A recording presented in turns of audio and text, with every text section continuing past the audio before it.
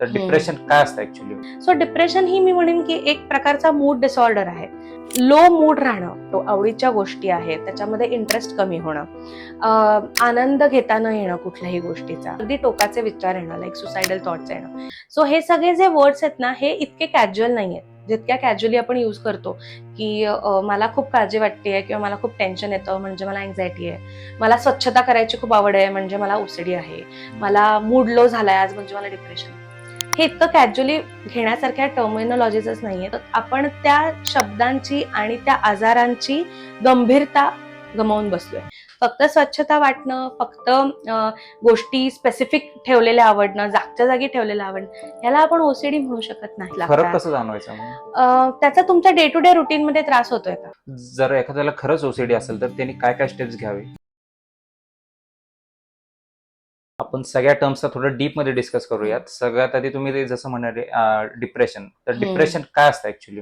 कधी येतं, कशामुळे येतं? हा, सो व्हेरी नाईस क्वेश्चन, की मला पण बोलायला आवडेल ह्याच्याबद्दल, की काय झालंय ना, की आपल्याकडे सोशल मीडियामुळे किंवा कनेक्टिव्हिटी आपली आजूबाजूच्या देशांमध्ये किंवा आजूबाजूच्या लोकांसोबत इतकी वाढली आहे की आपल्याला त्या टर्मिनॉलॉजीज माहिती झालेल्या आहेत खूप इझिली, आणि गुगलमुळे सुद्धा, की मी जस्ट असं सर्च केलं की लो मूड वाटतं, तर त्याच्या पहिल्या कॉन्टेक्स्टमध्ये कुठेतरी डिप्रेशन हा शब्द असेल, किंवा खूप वरी करते मी, खूप काळजी करते असं मी लिहिलं, किंवा खूप विचार येत आहेत असं जर मी लिहिलं, तर पहिल्याच्यात कुठेतरी अँझायटी असा शब्द असेल. सो हे सगळे जे वर्ड्स आहेत ना, हे इतके कॅज्युअल नाही आहेत जितक्या कॅज्युअली आपण यूज करतो की मला खूप काळजी वाटते किंवा मला खूप टेन्शन येतं म्हणजे मला अँझायटी आहे, मला स्वच्छता करायची खूप आवड आहे म्हणजे मला ओसीडी आहे, मला मूड लो झालाय आज म्हणजे मला डिप्रेशन आहे. हे इतकं कॅज्युअली घेण्यासारख्या टर्मिनॉलॉजीजच नाही आहेत, आणि या सगळ्या टर्मिनॉलॉजीजमुळे काय होतं, आपण त्या शब्दांची आणि त्या आजारांची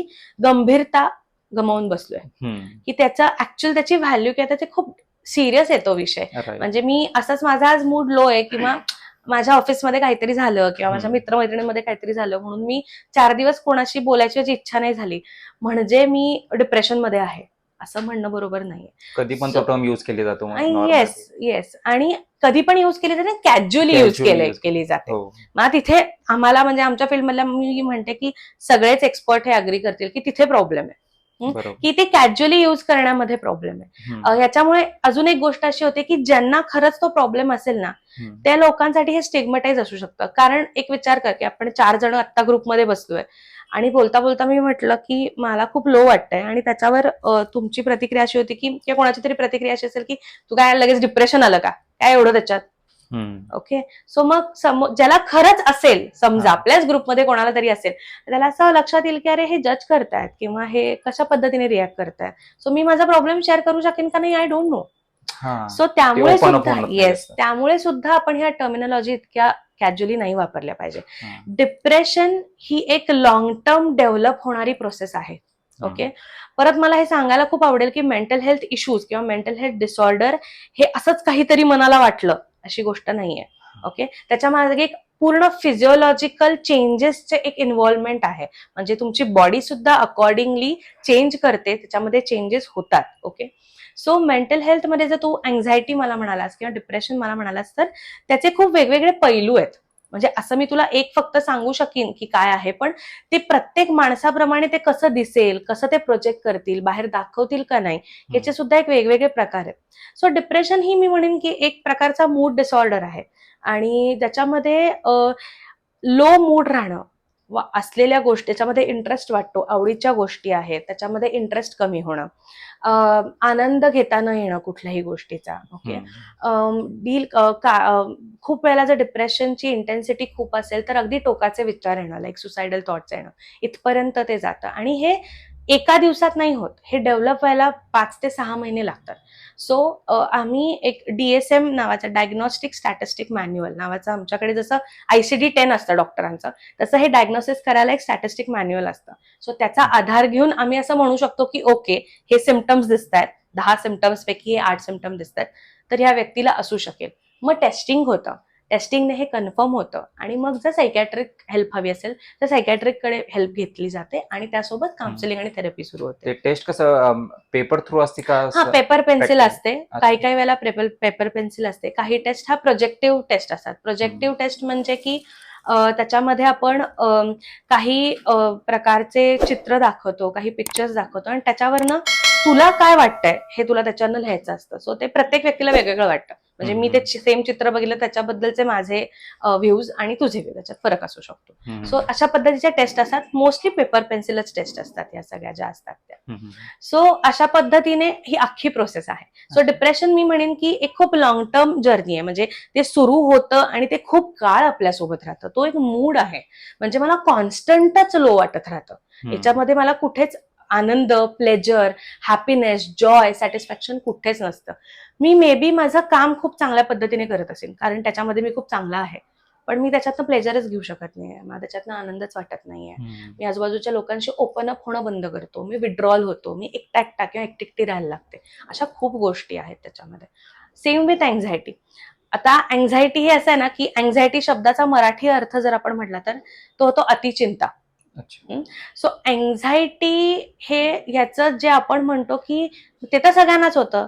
ते सगळ्यांना नाही होत. सगळ्यांना जे असतं ते कन्सर्न असतो, चिंता, वरी हे असतं की काळजी, की आपली कोणत्याही व्यक्तीशी जर इमोशनल अटॅचमेंट असेल तर आपल्याला त्याच्याबद्दल काळजी वाटते. की अगदी साधं की एक वॉचमन आपल्या गेटवरचे असतात, रोज आपण जाताना त्यांना हात करतो आणि 4 दिवस ते आपल्याला दिसले नाही तर एक नॅचरल ह्युमन म्हणून आपल्याला असं होतं की अरे कुठे गेले, काय झालं.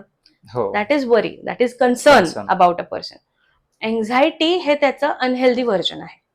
की माझी constant worry, constant rush of thoughts, माझे थॉट्स आणि माझ्या ऍक्शन्स मॅचच करत नाही इतक्या पद्धतीने. त्याच्यानंतर मला कायम इफ आणि बट मधनं विचार करणं की हे झालं तर काय, ते झालं तर काय.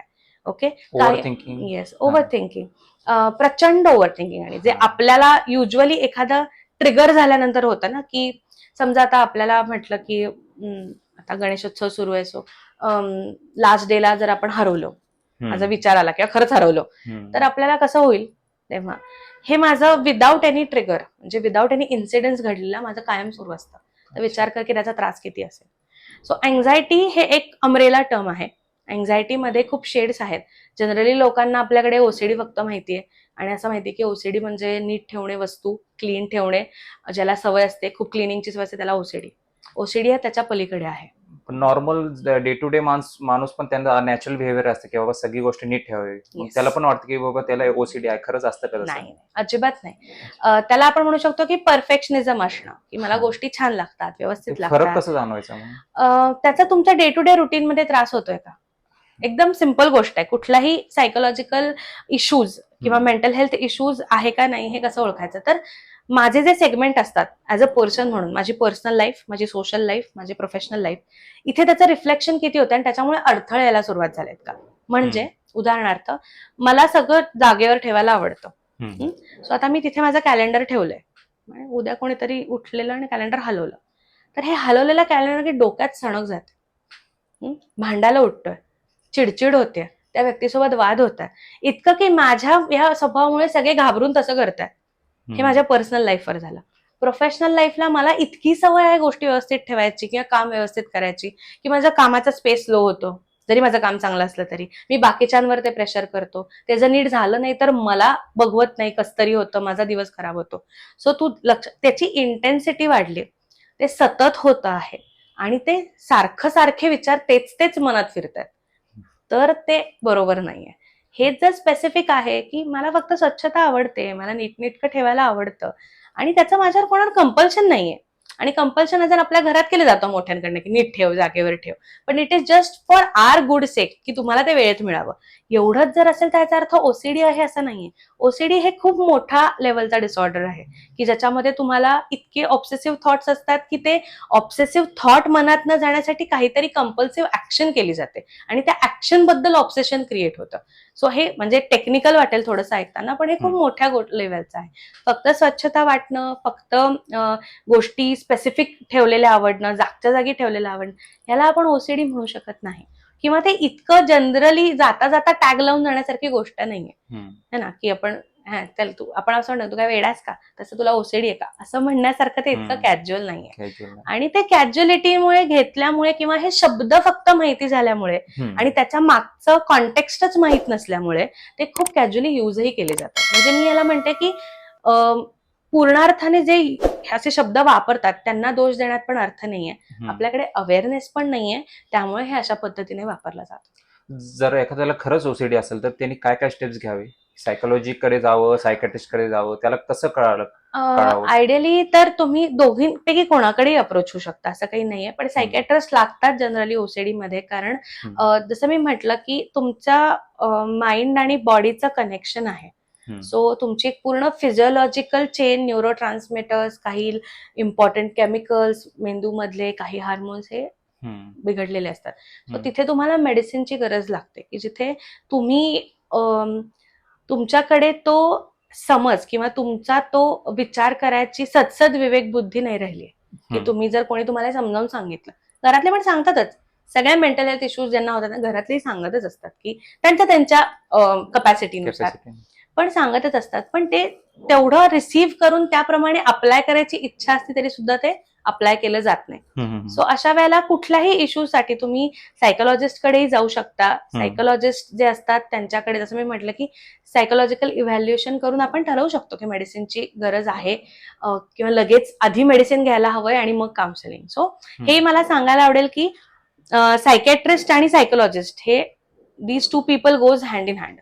म्हणजे फक्त मेडिसिनने तुम्ही बरे नाही होणार आहे, आणि जिथे मेडिसिनची गरज आहे तिथे फक्त काउन्सिलिंगने नाही बरे होणार आहे. सो दोन्ही गोष्टी तुम्हाला लागतात. पूर्ण बाहेर येण्यासाठी सायकोलॉजिकल काउन्सिलिंग आणि थेरपीची गरज पडते.